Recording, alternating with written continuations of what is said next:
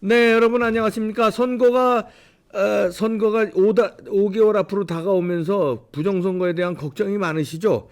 자, 이 분야에 대해서 진짜 오랫동안 변호인으로 싸워주고 있는 박주현 변호사 연결해서 알아봅니다. 안녕하세요. 네. 안녕하세요, 박사님. 네, 오랜만입니다. 네네. 아이고 우리 박주현 변호사 부정선거와 싸우느라고 그동안 고생이 많은데 이 결과가 참 있어야 될 텐데 네. 어떻게 뭐 지금 잘 뭐 되고 있는 겁니까? 뭐 분위기가 어떻습니까? 뭐 좋은 소식도 조금은 들리고, 아, 그래요? 그 분위기가 조금 바뀐 것 같은 생각도 들고, 아, 그리고 약간의 증거들도 조금은 뭐 나오고는 있거든요. 네. 좋은 소식이라는 게 어떤 겁니까? 일단 좋은 소식이라고 하면, 네, 일단 법원에서 판사들이, 네. 이 부정선거에 대해서 좀 경청하기 시작했다는 겁니다. 아, 달라졌구나. 네, 아, 그래서 저도 뭐 네, 공직선거법 위반 사건으로 네. 지금 또 항소심에서 제가 또 변호하고 있는 사건이 하나 있는데, 음, 과거에는 이제 뭐 투표지가 뭐 위조되고 네, 선관위가 그 투표지를 집어넣고 막 음, 이런 말을 하면 네, 뭐 말도 안 되는 소리 하지 말라 이런 식으로 입장을 냈었는데요. 네, 요즘에는 국정원에서 투표지 위조도 가능하고 투개표 조작도 가능하고 뭐 이런 음, 각종 문제가 있다라는 사실들을 밝히지 않았습니까? 그렇죠. 예, 네, 그리고 뭐 채용 비리라든지 이렇게 그 예, 압수수색이 진행되고 있잖아요. 예, 예, 그동안은 이제 선관위가 강제 수사의 성역이었는데 예, 지금은 이제 그런 부분은 벗어났고 이제 음, 판사들도 이제 그런 부분에 대해서 공감을 좀 하고 있는 상황이잖아요. 예, 그러다 보니까 판사들도 이제 사전투표에 문제가 많은 걸 나도 알고 있다라는 식으로 오, 접근을 하고 있고, 오호, 예,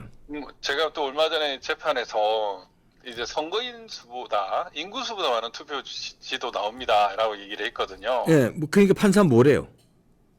그럴 리가 있나요? 그러면 그게 가만 있습니까? 이렇게 예, 답변을 하더라고요. 그 증거를 실제로 대주지 그러면 그, 예, 네, 실제로 가만히 있었습니다.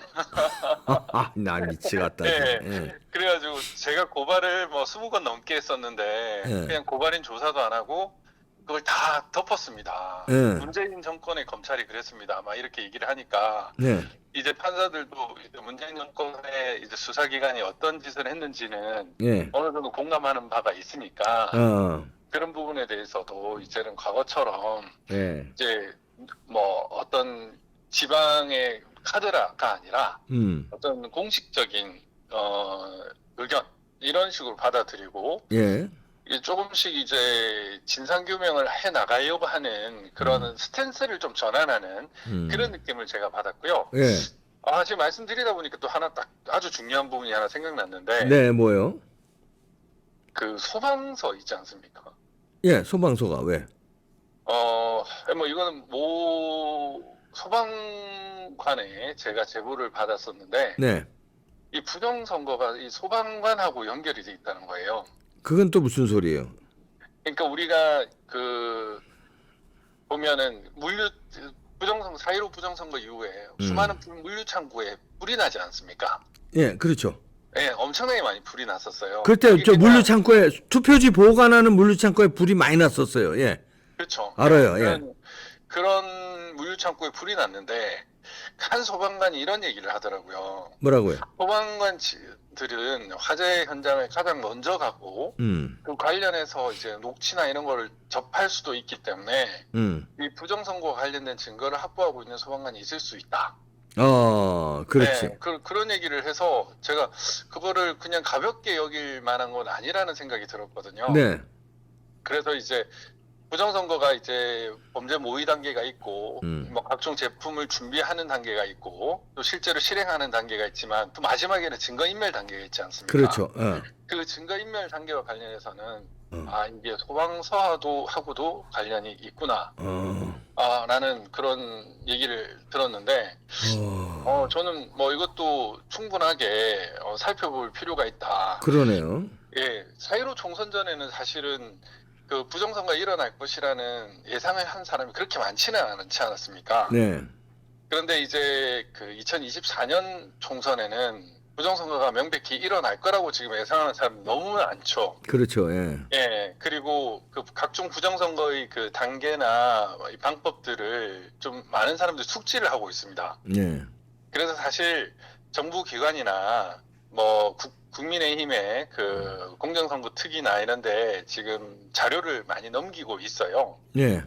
그래서 어떤 식으로 대책을 해야 된다.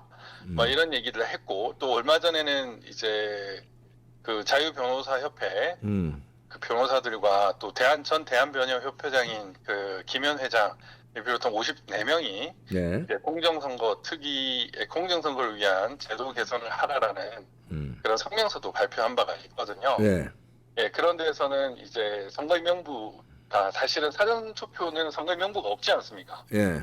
예, 전자 명부만 하게 하면은 모든 것이 다 끝나버리는 심각한 문제점을 가지고 있는데, 이제 사전 투표에서도 선거인 명부를 쓰게끔 하는 뭐 그런 것들을 비롯한 각종 제도적 보완 장치, 현행법 하에서 추진할 수 있는 예. 그런 것들을 좀 추진하라고 얘기는 하고 있고요. 그리고 국민의힘 위원들도 이를 어느 정도는 받아들이고 있는 상태입니다. 아, 그렇습니까? 예. 예, 제가 실은 뭐 제가 패스트트랙 변호인인데 네. 그 민경우 위원님하고 네. 그 이제 이만희 위원님도 제가 이제 변호를 하고는 있거든요. 네. 그래서 그 남부지법에 이제 재판을 하다 보면 이제 뭐 황교안 대표님이나 나경원 원내대표를 비롯해서 뭐 국회의원님들이 한 20명 이상 옵니다. 네. 재판 받으러. 그렇죠. 그렇게 오면은 이제 과거에는 부정선거 얘기를 제가 맨날 하거든요. 네. 이런 일이 있었습니다. 이렇게 얘기를 하는데, 과거에는 부정선거를 얘기하면은 어떤 특정 의원님들은 그런 얘기를 듣기도 싫은 것처럼 행동을 했습니다. 예. 근데 요즘에는 저한테 정말 심각해요. 부정선거 이거 어떻게 해야 돼요? 라는 그런 식으로 동조를 대부분 해주세요. 이제는. 오, 야, 국힘당도 조금씩 달라지는구나. 예, 예. 예. 과거에는 저는 솔직히 너무 화가 났거든요. 이렇게 많은 분들을 변호를 하고 있는데 제일 중요한 선거에서 이렇게 외면하고 있는 이 사람들이 도대체 정체가 뭘까 이런 생각이 들어서 되게 분노한 적이 있었는데, 예. 지금은 분위기가 좀 많이 달라졌습니다. 음. 너도 나도 부정선거는 있구나라는 거를 인지를 하고 있는 상태고, 이거를 어떻게 개혁을 하고 어떻게 바꿀 것인가, 내년 총선에도 어떤 식으로 막을 것인가에 대해서는 좀 고민을 많이 하고 있는 상태입니다. 아니, 5개월밖에 안 남았는데. 그러니까요. 이 예. 고민만 해서 됩니까? 뭔가 지금 행동이 나와야지. 제도를 바꾸든지 수사를 네. 하든지. 예. 뭐 그래서 일부 제도론 바꾸려고 하고 있고, 또 사실 뭐 이만희 의원도 이런 얘기를 하더라고요. 이만희 의원이 지금 국힘당 사무총장 아닙니까? 예, 사무총장이고 저기 그 공정선거 특위에도 그 위원으로 참여하고 계신데요. 네.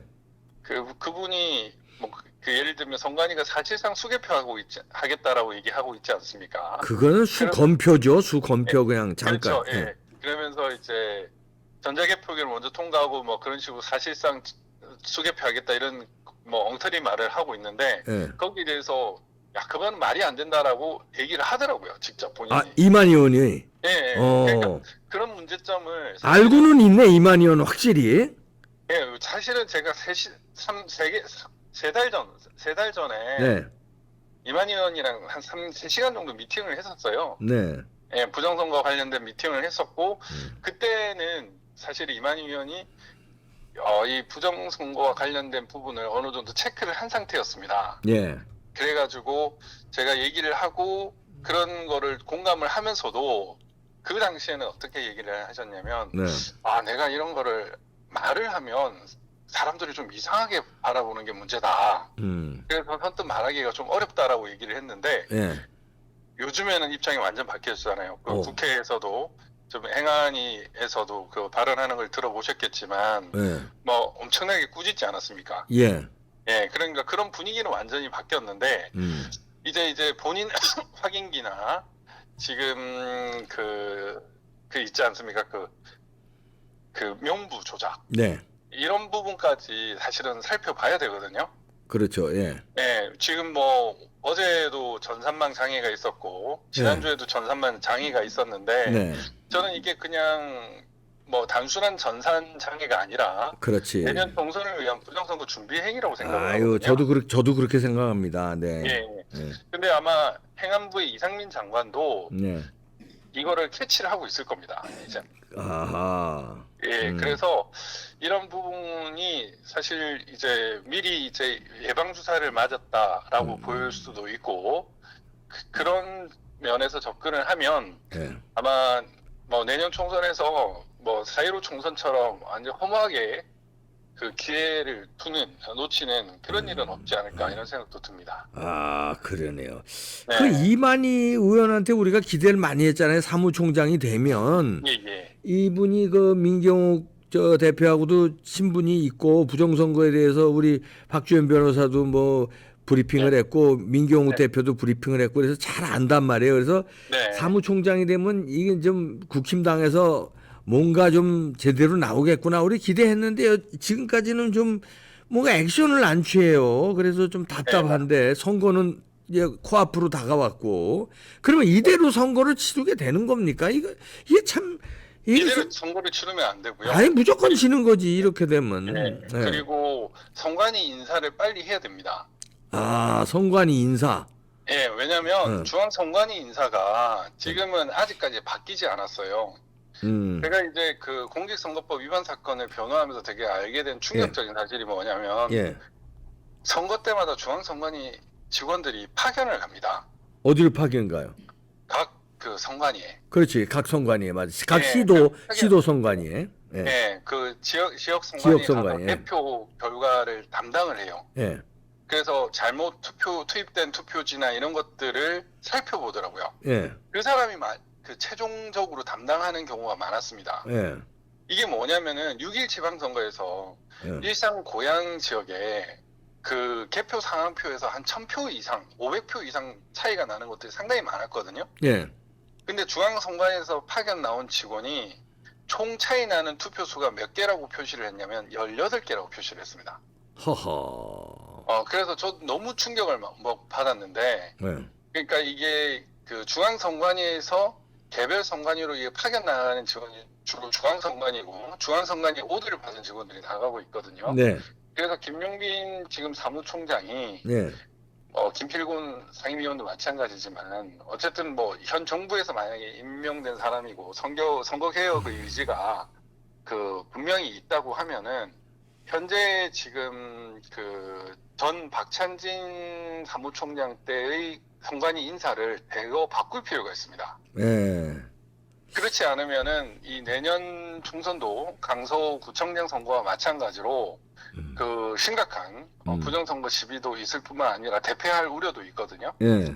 그래서 최대한 이 부정선거가 좀 자유로울 수 있는 많은 사람들을 중앙선관위로 집어넣어가지고 중앙선관위의 주도하에 부정선거가 자행되는 일을 막을 필요가 있습니다. 그래서 뭐 인사가 뭐 보통은 뭐 12월이나 1, 2월에 공무원 인사가 있는데 네. 대규모 인사를 통해 가지고 그 내년 총선을 위한 좀 공정한 선거 그 인사가 또 필요하다 이런 생각이 듭니다. 그러네요. 중앙선관위의 인사 이거 다네. 우리가 김용민 사무총장 바뀔 때 중앙선관위 사무총장 바뀔 때 기대를 좀 했어요. 예. 왜냐하면 윤석열 대통령이 이제 꽂아놓은 거니까 조금 뭔가 이제 그 내부에서 문제점이라든가 아니면 제도 개선이라든가 이런 게 나올 줄 기대했는데 뭐 이분이 잘 파악을 못하는 건지 아직 뭐가 없죠.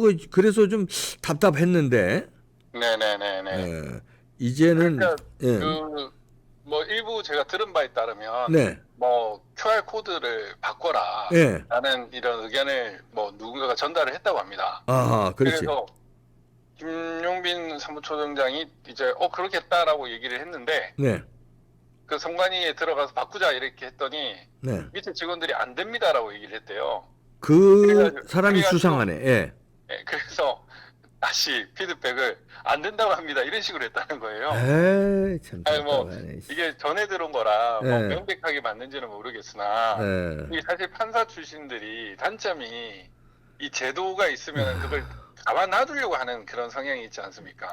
지금 이제 선관위는 사실상 보안점검 결과나 채용 비리 결과를 보면 이제 뭐 개혁 수준이 아니라 해체 수준으로 바꿔야 되는 상황이고 여러 가지 지적된 선거상의 문제점도 대폭 교체를 하거나 과감하게 추진을 해야 되는 건데도 불구하고 예.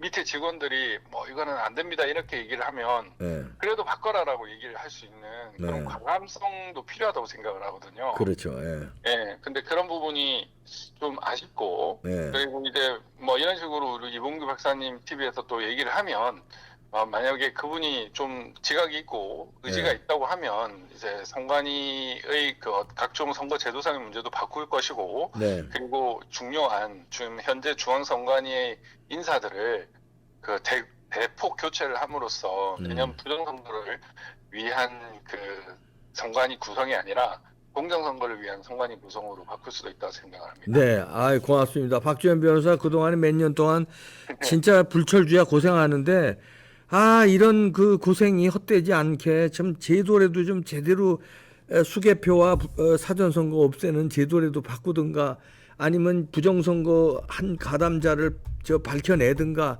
뭔가 획기적인 게 나와야 될 텐데 뭐 우리가 조금씩 바뀌어가고 있는 분위기는 감지되니까 예.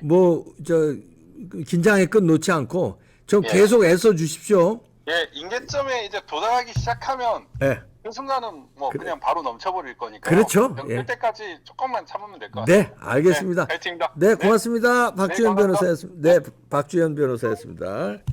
야, 인계점에 다다랐다는 얘기인데 선관위 인사 단행해야 됩니다. 핵심 그 위에 그 말하자면 뭐 일반 조직으로 말하면 국장 뭐 이런 것들 있잖아요. 이 사람들이 총괄하는 사람들, 이 사람들 바꿔야 돼요. 이게 이게 미치겠네. 판사들은 지금 많이 달라졌다는데 부정선거에 대해서 이제 들으려고 하고 긍정적으로 보고 있다는 거예요. 부정선거 주장하는 거예요. 그 전에는 음모론자로 취급도 안 했는데 이상하다.